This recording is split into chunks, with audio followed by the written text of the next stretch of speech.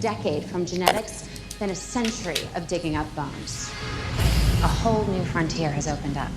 We have our first genetically modified hybrid. You just went and made a new dinosaur? Welcome everybody to another Native Thoughts review. Native Thoughts here reviewing the movie, but one quick second before I go on with the review. If you are listening to this on Soundcloud, you could watch the same audio review on YouTube. And if you are watching this on YouTube and you don't have time to look at the screen, you could listen to the exact same audio review on SoundCloud audio format or video format on YouTube and SoundCloud audio. And let's get back to review. This time it's for another blockbuster summer, and it's for Jurassic World. Jurassic World, what more could I have to say about Jurassic World? It is part of the Jurassic trilogy, Jurassic Park, all three, and then this one. This one starring Chris Pratt, the Howard girl, and Vincent D'Onofrio, and fucking other people. And that's it really. But in this movie, we have pretty much a reopen of the park of Jurassic Park, but in the more mainstream type of family park. We have SeaWorld attraction. You have more attractions to see dinosaurs more. You could actually be physically with the dinosaur, touch them without hurting you and everything. But do they know that the scientists on this creation, they build a modified hybrid animal of some sort, mixed with different genes. Maybe it's a hybrid. The Tyrannosaurus Rex, whatever, and it's a fucking T-Rex with the eye instead of it, and it's more of a smart dinosaur than a really dumb dinosaur.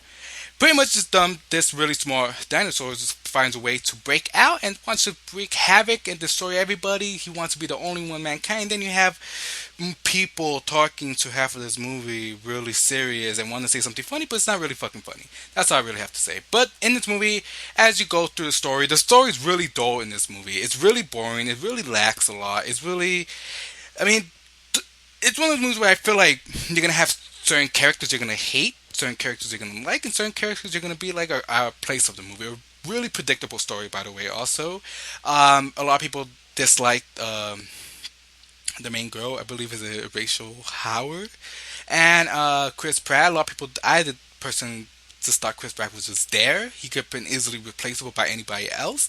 The kids were whatever, but you had to shoehorn the kids section because it's a kids movie and a reference to the original movie for the kids, two kids. A scientist, the military guy, and it's one of those movies where it's really predictable and you're gonna really see all paint by numbers, everything coming from left to right. And the movie, as it goes along, it really is, like I said, is really of a slow paced movie. The story really doesn't make sense, but at the same time, it really just lacks of itself. That it's become predictable, and this just doesn't build any excitement to it. You know, and pretty much the only excitement you get is pretty much through the half of the movie when all hell's breaking loose with the dinosaurs wreaking on the city and attacking people. That's when it really gets entertaining. For half the movie, when I was watching this movie, the half time I just kept thinking it reminded me of that Godzilla from last year, Godzilla from 2014, where the story is based around the monster, and yet they want to focus on the story, but the problem is that they focus on the bad part of doing a story and characters that we really don't care, characters who we really just don't give a shit about, and then it drags on, and by the end we have a big fight. However, in Godzilla, the fight was pretty boring for me throughout the whole movie. In this one, the last fight, the whole fight, the chase scene, everything was entertaining enough. It was really simple. It wasn't as epic, or it wasn't creative in a new way as much as it could have been. But it worked in the sense of at least it picked up from the really boring lack of story, and that's all I really pretty much have to say for this. I mean, for anything, if you're a fan of this, you're gonna like it.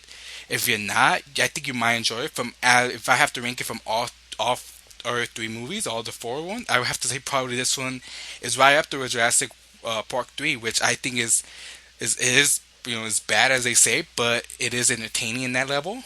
Same with this one. It's not bad, but it's really predictable. It's really boring, but it's entertaining by the end.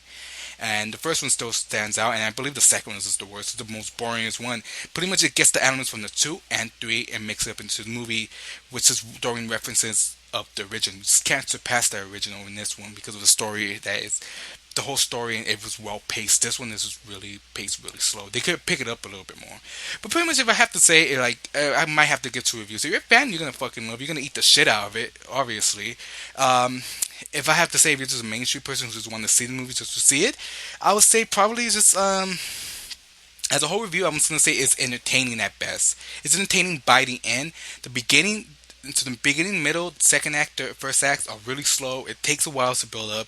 You kind of want to pay attention, but the characters don't give you motivation. There's even times where it's so want to be so taking itself seriously and goofy at the same time that when something goofy, something reference, something funny doesn't come off because the characters are portraying themselves seriously in the story. But that's all I really have to say for this movie. For as the whole review, I just have to say it's entertaining. But if you're gonna watch it, I phrase just watch it at home. If you're gonna watch it at home, watch it at home with surround sound. You're gonna have some great scene.